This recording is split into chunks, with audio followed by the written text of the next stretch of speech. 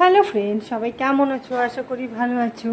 তো আমিও ভালো আছি। দেখো, আজকে আমি তোমাদের সাথে এমন একটা সুন্দর মুহূর্ত শেয়ার করব, যেটা আমাদের জীবনে বলতে পারো খুবই খুবই সুন্দর।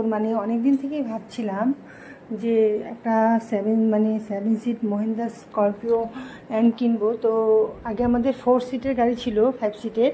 তো ওটাতে আমরা যখন ঘুরতে যেতাম তখন সবার হতো না, তো দুটো ফ্যামিলি হতো না, নিজে ড্রাইভ করলেও হতো না, ড্রাইভার নিলেও হতো না। তো ভাবলাম যে একটা 7 সিটের গাড়ি কিনবো। তো এখানে দেখো, আমিও একটা নতুন কুর্তি কিনে নিয়েছিলাম, আর হাজব্যান্ডের জন্য একটা ড্রেস কিনে নিলাম। তো নতুন গাড়ি আনতে যাবো, নতুন ড্রেসটাও তো পরতে হবে, নাহলে কেমন লাগে বলো। তো এই যেখানে আমরা মলে এসেছিলাম কিনতে, তো ফাইনালি আমরা গাড়িটা নিয়েই নিলাম। দেখো, ওপেন হচ্ছে এখন গাড়িটা। তো এটা মহিন্দ্রা স্করপিও এন। তো এটা শোরুম থেকে নিয়েছি, শিলিগুড়ি থেকে। তো গাড়িটা কেমন হয়েছে তোমরা অবশ্যই জানিও। তো এই কারটা বলতে পারো আমাদের স্বপ্ন ছিল।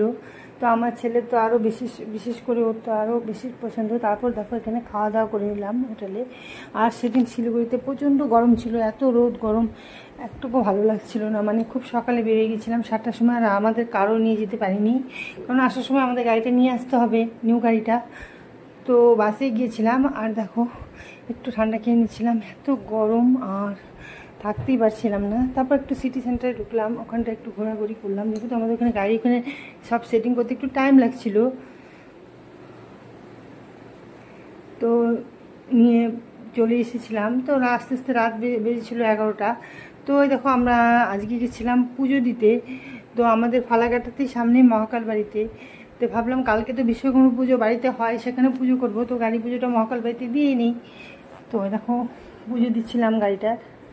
আর আমাদের প্রত্যেকটা 3টা গাড়ি কেনা হলো, 3টাই আমরা ওখানেই পুজো দিয়েছি মহাকাল বাড়িতে। তো গাড়িটা কেমন হয়েছে তোমরা অবশ্যই জানিও। তো ভিডিওটা ভালো লাগলে অবশ্যই তোমরা লাইক কমেন্ট করে দিও, আর কেমন হয়েছে সেটাও বলো, সাবস্ক্রাইব করে দিও। তো বাই, টাটা, সবাই ভালো থেকো।